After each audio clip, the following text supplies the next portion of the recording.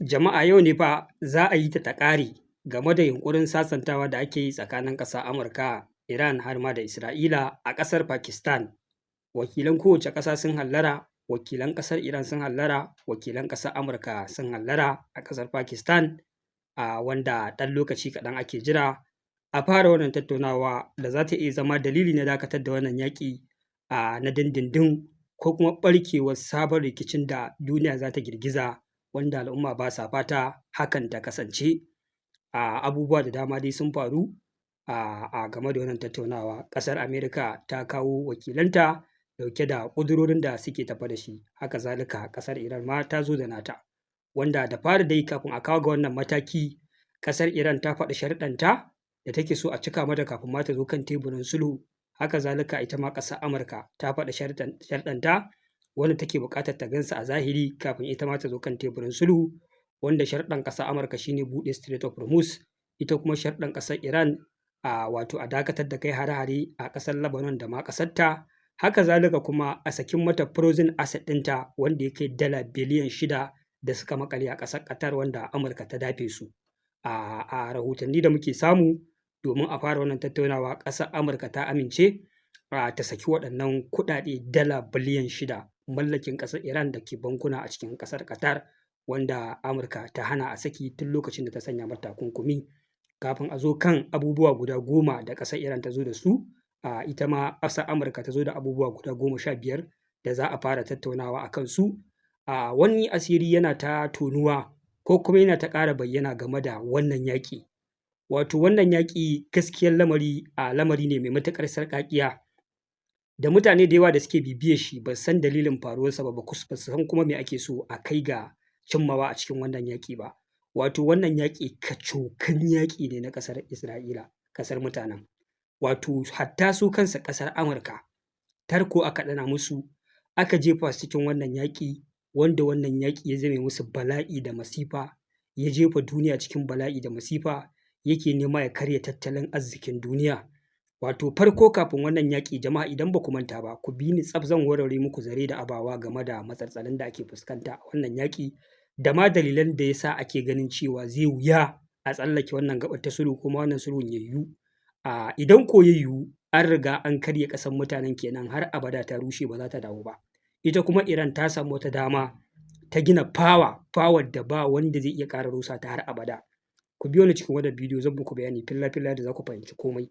Dan na lura da yawa wasu mutane suna bibiyan wannan yaƙi da kuma abubuwan da suke faruwa ba tare da sanin abubuwa da dama da suke bayan fage ba. Kafin fara wannan yaƙi, abin da ake tattaunawa a kafafen sada zumunta da faɗin duniya ake rikici a kansa shine fayil na Jeffrey Epstein, wato fayil ɗin da aka fitar ya girgiza al'ummar duniya, wanda yake ƙunshe da sunayen wasu manya-manyan jigajigan shugabannin duniya da ake zargin su da yi ma ƙananan yara fyaɗe da sacrifice ɗin gaggan jikinsu da dai ƙazaman abubuwan da duk wanda aka kama shi da laifi a cikin waɗannan fayil tana iya yi wa ya rasa kujerar da yake kai ko ma ya tsinci kanshi a gidan yari an rufe shi. Wanda shugaban ƙasar Amurka Donald Trump yana ɗaya daga cikin wanda aka zarga, irin su Bill Gates da manya-manyan shugabannin duniya har ma da manyan ƙasashen Larabawa. Wanda Jeffrey Epstein a hasashen da aka yi jami'i ne na Mossad, wanda an san Mossad ƙungiya ce mai ƙarfi ta leƙen asiri a duniya da ake ganin ko dai ita ce ta ɗaya ko ita ce ta biyu, wato daga CIA sai ita kenan, kuma mallakin ƙasar Isra'ila ce. Wanda wannan fayil ɗin kusan an ce da shi aka yi amfani aka janyo ƙasar Amurka cikin wannan yaƙi, duba da barazana da aka yi ma shugaban ƙasar idan bai faɗa cikin wannan yaƙi ba za a saki waɗannan fayil ɗin a tona wasu asirai da ka iya wargaza siyasarsa da ma duk abin da ya mallaka ya ma tsinci kanshi a gidan yari. Ba ma iya shi kaɗai ba, akwai wasu manya-manyan jigajigan masu riƙe da madafun iko a ƙasar Amurka, wanda duka da waɗannan fayil ɗin ake tunanin ƙasar mutanen sun ta janyo su cikin wannan yaƙi domin su yi mata amfani na farko na ƙarshe akan ƙasar Iran. Ƙasar Iran fa magana ake shekara 47 ƙasar Amurka da ƙasar mutanen suna neman sa'a a kanta domin a wargaje ta gabaki ɗaya, amma ba a taɓa yin nasara ba. Wanda su duk wani tanaji da ƙasar mutanen suke buƙata a ce sun yi domin su kawo ƙasar Iran a wannan karo sun yi shi ne, sun shirya tsaf. Shi yasa suka ce a shiga wannan yaƙi. An shiga yaƙi bisa barazana da aka yi ma wasu daga cikin mahukuntan ƙasar Iran har da shugaban ƙasa Donald Trump, wanda ana tsaka da wannan fafatawa da sai an bi diddigin wannan fayil ɗin, an kawo kan shi, an kawo kan muƙarrabansa, an kawo kan manya-manyan shugabannin duniya duk ta hanyar amfani da wannan fayil ɗin, kwatsam wannan yaƙi ya ɓarke. Wanda tun da aka fara wannan yaƙi kawai sai maganar wannan fayil ɗin ta lafa. Aka daina jin ta, aka daina jin ɗuriyarta, aka daina ma magana akan abubuwa da manyan laifuka da waɗannan jagorori suka aikata. Dalilin me? Dalilin fara wannan yaƙi. Kenan masu riƙe da wannan fayil ɗin, wato ƙasar Isra'ila kenan, an fara yi musu aikin da suke so. Maganar wannan fayil ɗin ta lafa kacokan, aka daina jin ɗuriyarta a kowane irin a kafafen sada zumunta a faɗin duniya ko gidajen watsa labarai. Haka yaƙi ya ɗauki zafi, da niyyar cewa yaƙi ne da za a yi cikin ɗan ƙanƙanin lokaci a gama, a ƙasar Isra'ila ta samu nasarar mallakar ƙasar Iran. Wato ma'ana shi wannan Princess Reza Pahlavi, wanda ya yi ma ƙasar Amurka da ƙasar Isra'ila alƙawari cewa da zarar an mai da shi ya zama shi ne shugaban ƙasar Iran, zai dakatar da ƙudurin mallakar makamin nukiliya, sannan zai hana ƙasar Iran ƙirƙirar ballistic da hypersonic missile ta zama duk ta ba ta ƙera waɗannan. Sannan hatta waɗannan ƙungiyoyi da ƙasar Iran take amfani da su, take ziwa da su guda uku, Houthi da Hezbollah da Hamas, zai yi disarming ɗinsu, zai zama na Iran ta zama ba ta da wani ƙarfi kenan, kuma zai ƙulla kyakkyawar alaƙa da su. Ma'ana su ne ma za su rinka juya ƙasar Iran kenan. Kun ga shi kenan su buƙatunsu sun ta biya, kamar yadda ƙasar Saudi yanzu ba ta da makamai sai dai waɗanda suke gadin da su ne ƙasar Amerika, ƙasar Qatar ba ta da makamai sai dai waɗanda suke gadin da su ne ƙasar Amerika, to ita ma Iran sun cimma hakan a kanta kenan, buƙatarsu ta biya cikin ƙanƙanin lokaci. Wanda suka yi tunanin ana fara wannan yaƙin dama sun shirya za su yi mamaya su hallaka Ayatollah Khamenei, wanda ana tunanin dama da an hallaka shi aka ingiza waɗannan 'yan zanga-zanga suka yi regime change, shi kenan kawai yaƙi ya ƙare ba tare da sun yi wata asara ba, sun ci banza kenan, buƙatunsu ta biya ba tare da sun yi asarar dukiya ko sojoji ko manya-manyan makamai ba. Wanda sai kuma reshe ya juye da mujiya, abubuwa suka canza akala, tafiya ta canza kwata-kwata, abin da ba su yi tsammani ko zai faru ba kawai ya faru. Wanda bayan ma sun kashe Ayatollah Ali Khamenei, yaƙi ya ƙazanta, aka ci gaba da ɗauki ba daɗi, wanda ƙasar Iran ta birkice ta rinƙa kai harare a gabas ta tsakiya, su ma ƙasar Amurka base ɗinsu suna fuskantar harare da ita kanta ƙasar mutanen. Wanda wannan shi ne rusa masa lissafi. Yaƙi ya ɗauki tsawon lokaci, aka zo aka tare Strait of Hormuz, man fetur ya tsada, duniya ta haukace, duk ba su lissafa da wannan ba. Su kansu ƙasar Amerika jirage da suka rasa da irin ƙalubale da suke fuskanta, kai hatta a cikin ƙasarsu ƙalubale suka rinka fuskanta, har sai da aka kai ga wasu 'yan majalisu sun fara kira da a kaɗa ƙuri'an tsige shugaban ƙasa Donald Trump. Kenan abu ya yi escalating, ya yi damage, ya zama beyond their control. Na gaya muku a wani bidiyo da ya gabata, ɗaya daga cikin wani mahukunta a cikin ƙasar Isra'ila sai da ya fito ya ce ɓannar da Iran ta musu a wannan yaƙi fa shekaru za a kwashe ba tare da an gyara wannan ɓanna ba. Gashi babu wata nasara da aka samu a cikin jerin abubuwa ƙwaya uku da aka ce ana buƙata a yi ma ƙasar Iran, ba a cimma ko ɗaya ba. Kenan menene ma'anar wannan yaƙi? Babu wata nasara, asara ce kawai. Wanda shi yasa lokacin da aka fara maganar ceasefire ɗin nan, hankalin ƙasar mutanen ya matuƙar tashi, domin goals ɗinsu bai cika ba. Dalilin da yasa na ce muku goals ɗinsu bai cika ba, abin da suke jin tsoro shine idan aka sake aka yi ceasefire ba tare da waɗannan muradan nasa sun cika ba, to sun rasa dama ta ƙarshe kenan akan ƙasar Iran, har abadan abada ba za ta dawo ba. Kuma Iran ta ƙara samun dama da za ta ƙare shirya kanta, ta yi ma kanta shiri na musamman ta yadda ba wanda zai iya yin yaƙi da ita a tsakanin mutanen guda biyu ya nasara. Duba da darasan da ta ɗauka ta yi wannan shiri shine a yaƙin da aka yi kwanaki 12, wanda shi ma wannan yaƙin ba zato ba tsammani ƙasar Isra'ila da ƙasar Amurka suka farmaki ƙasar Iran, wanda aka fara wannan ƙazaman ɗauki ba daɗin da ƙasar Isra'ila bayan ta ji abin ba daɗi ba ta kai labari ba, ta nemi a yi ceasefire a dakata da wannan yaƙi, aka dakata. To ita ma sai ta amfani da wannan yaƙi, tana ganin ta gyara kurakuranta kuma ta yi shiri na musamman da a yanzu za ta iya murƙushe ƙasar Iran ta hanyar amfani da Amurka. Ita ma kuma ƙasar Iran a wannan yaƙi na 12 ta ɗauki darasa da dama da ya ba ta dama ta yi irin wannan shirin da ake fafata yaƙi da ita a yanzu. To shi yasa ƙasar Isra'ila take kallon cewa a yanzu fa tun da har ta yi nasarar dragging ɗin ƙasar Amerika cikin wannan yaƙi, kuma gashi ana fafata shi. Amma ba a kai ga durƙusar da ƙasar Iran ba kuma yaƙi na so ya tsaya.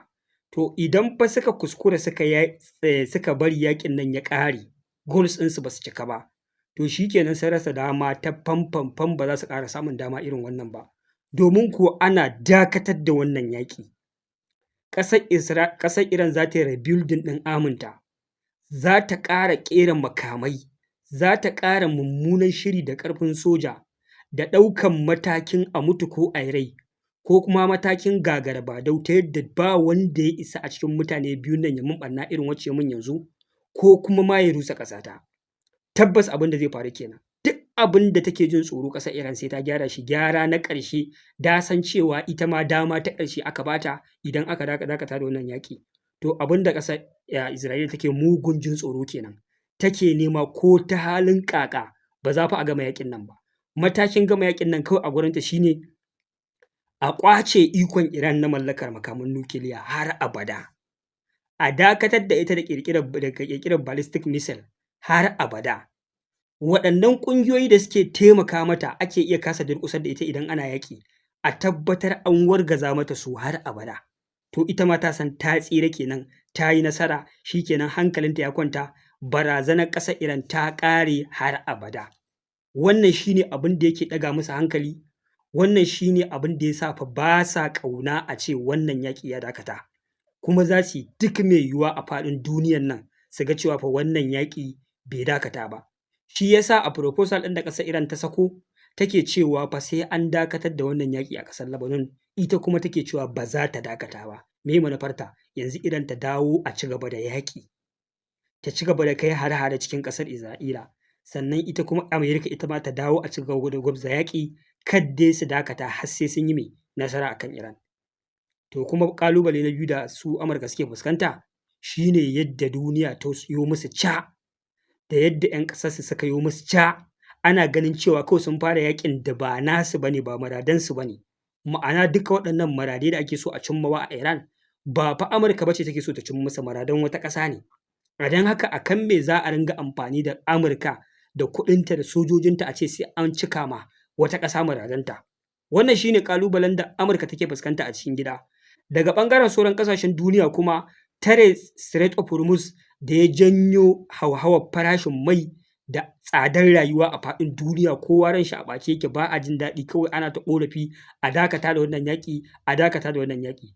A don haka ne za ku ga shugaban ƙasar Amurka yana ta tafka da warwara. Yau ya zo ya ce ya amince, gobe ya zo ya ce bai amince ba, jibi ya ce nan daidai ne, gata ya ce nan ba daidai ba ne. Wato ana ta tangal-tangal da shi. Sannan barazanar da yake fuskanta fa ta ƙarƙashin ƙasa shine wannan fayil ɗin na Jeffrey Epstein.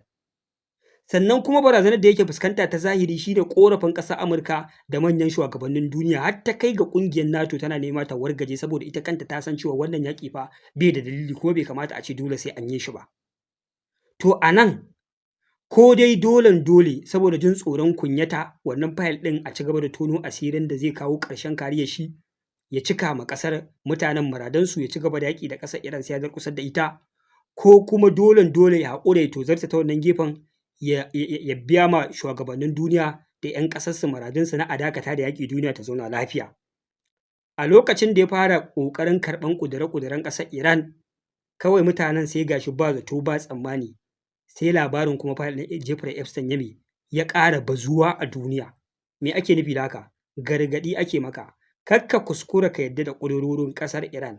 Idan ka yadda da su, wannan fayil fa za mu fallasa shi. Duk mai bibiyar labarai wanda yake bibiyar siyasar duniya ya fahimci abin da nake nufi da kuma saƙon da nake isarwa da kuma gaɓoɓin da abubuwa suke bayyana.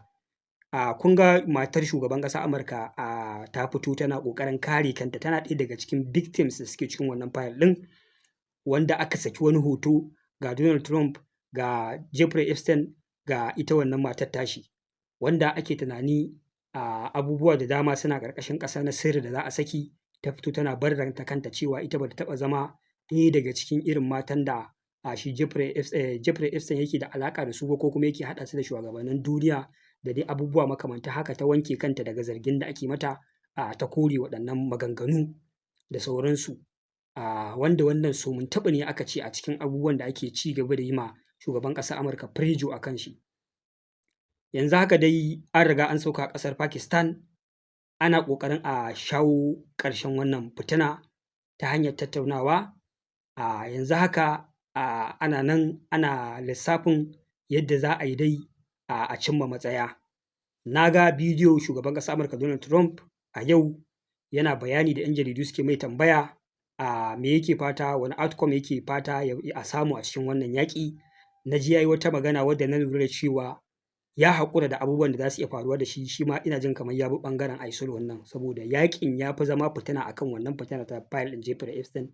Maybe akwai hanyoyi da dama da za su iya bi su tackling ɗin wannan kes ɗin. Wanda ya ce fa su babban ƙudurinsu yanzu komai yanzu ba shi bane a gabansu.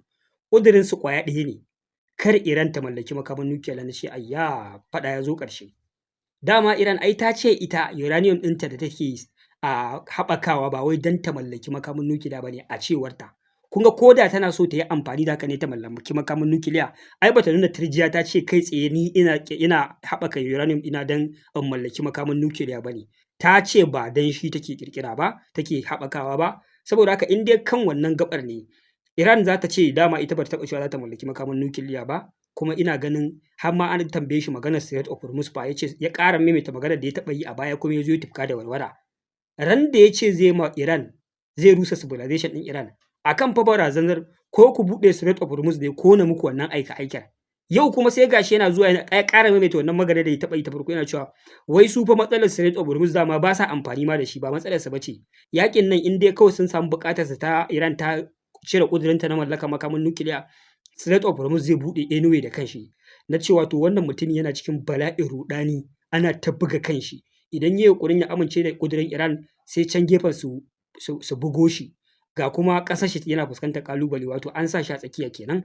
Amma dai tun da na ji ya yi wannan maganar, ni na amince a cikin raina zai wuya ba a samu matsaya a wannan tattaunawa da za a yi ba a yau, wacce a yanzu haka ana kan shirin yin ta. Amma fa ƙasar mutanen, kada ku manta na gaya muku ita ce damarsu ta ƙarshe.